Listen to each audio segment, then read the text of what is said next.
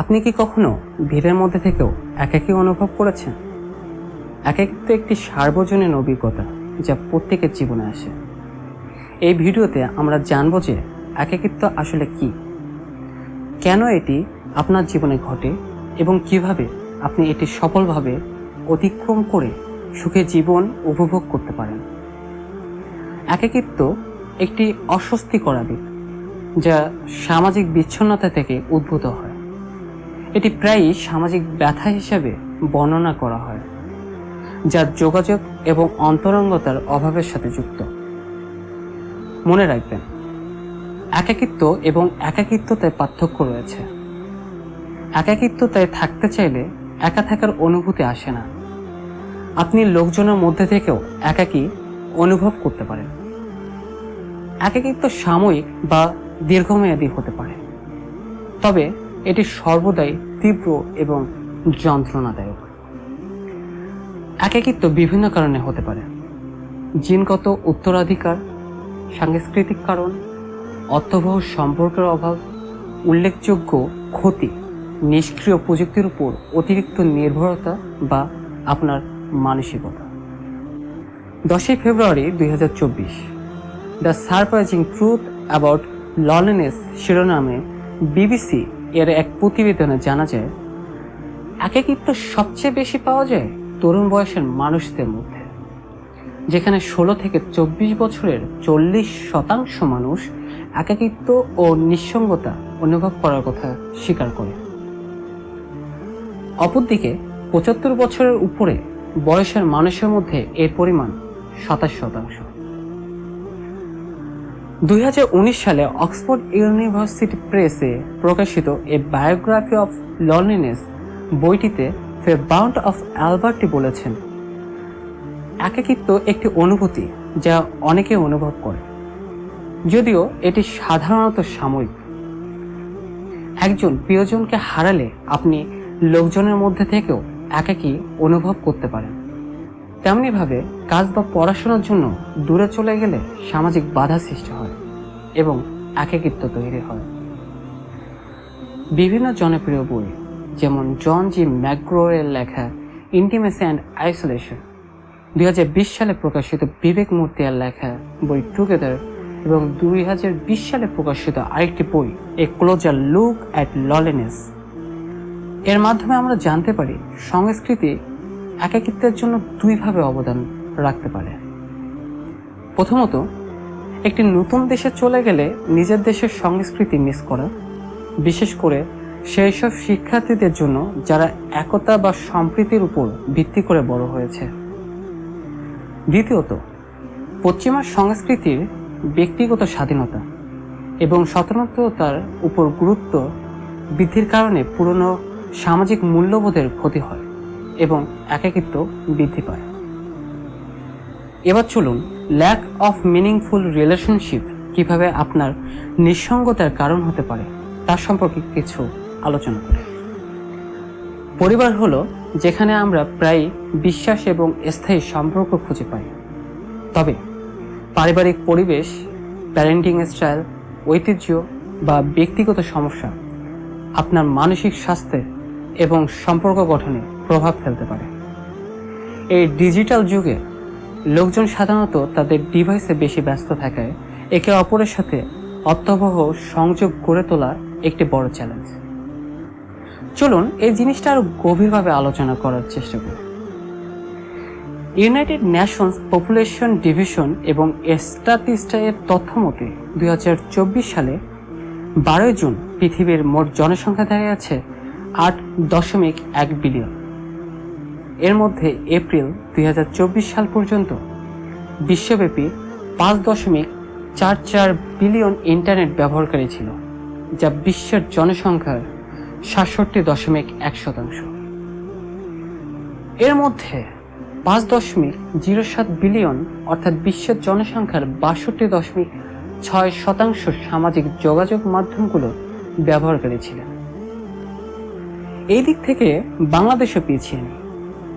12 June 2024 বাংলাদেশের জনসংখ্যা ছিল প্রায় 175 মিলিয়ন, যার 40.9% মানুষ গ্রামে বাস করে। তা সত্ত্বেও ডেটা রিপোর্টালের তথ্য মতে 2024 সালের জানুয়ারিতে মোট ইন্টারনেট ব্যবহারকারীর সংখ্যা ছিল প্রায় 77.4 মিলিয়ন এবং মোট সামাজিক যোগাযোগ মাধ্যমগুলোর ব্যবহারকারীর সংখ্যা ছিল 52.9 মিলিয়ন। এদের মধ্যে বেশিরভাগ লোক মতামত দেয় যে তারা শুধুমাত্র পরিবার, বন্ধুগণ, চলমান নিউজ এবং বিভিন্ন ব্যক্তিগত কারণে সামাজিক যোগাযোগের মাধ্যমগুলো ব্যবহার করছেন, কিন্তু বিশেষত অতিরিক্ত ইন্টারনেট অথবা সামাজিক যোগাযোগ মাধ্যমগুলোর ব্যবহারের কারণে নিঃসঙ্গতা বা একাকিত্বের প্রভাব অনেক বেশি লক্ষ্য করা যায়। যেমন ফেসবুকে 16 থেকে 32 বছর বয়সী ব্যবহারকারীদের মাঝে নিঃসঙ্গতা, কষ্ট, পারিবারিক সমস্যা, সমাজের প্রতি বিরূপ দৃষ্টিকোণ এবং নিজের বিভিন্ন কাছের মানুষের প্রতি অভিযোগের পোস্ট লক্ষ্য করা যায়, যা থেকে আরও বেশি নিঃসঙ্গতা বা একাকিত্ব মানসিকতার সৃষ্টি হয়। এভাবে খুঁজলে আপনি আরও অসংখ্য কারণ খুঁজে পাবেন আপনার নিঃসঙ্গতার। যেমন আপনার যদি অতিরিক্ত সন্দেহ করার অভ্যাস থাকে, মিথ্যা বলার অভ্যাস থাকে, অন্যের প্রতি গোয়েন্দাগিরি করার এবং অন্যের বিষয়ে খারাপ মন্তব্য শোনার অভ্যাস থাকে, তাহলে আপনি নিঃসঙ্গতা বা একাকিত্বতায় পড়তে পারেন। মিথ্যা বলা অথবা একে অপরের প্রতি শত্রুতা করা আপনার নিঃসঙ্গতার কারণ হতে পারে। বুখারী শরীফ এর 67 নম্বর অধ্যায়ের 79 নম্বর হাদিসে নবী সাল্লাল্লাহু আলাইহি ওয়াসাল্লাম বলেছেন, অন্যের প্রতি সন্দেহ করা থেকে সাবধান হও, কারণ সন্দেহ সবচেয়ে মিথ্যা কথা, এবং একে অপরের উপর গোয়েন্দাগিরি করো না এবং অন্যের বিষয়ে মানুষের খারাপ কথা শোনা থেকে বিরত থাকো, এবং একে অপরের প্রতি শত্রুতা করো না, বরং ভাই হয়ে থাকো। একাকিত্ব আপনার স্বাস্থ্যের ক্ষতি করতে পারে। 24শে ডিসেম্বর 2023 তারিখে CNN এর একটি রিপোর্টে বলা হয়েছে, যারা সামাজিকভাবে বিচ্ছিন্ন অনুভব করে তাদের মধ্যে অকাল মৃত্যুর ঝুঁকি 32% বেশি।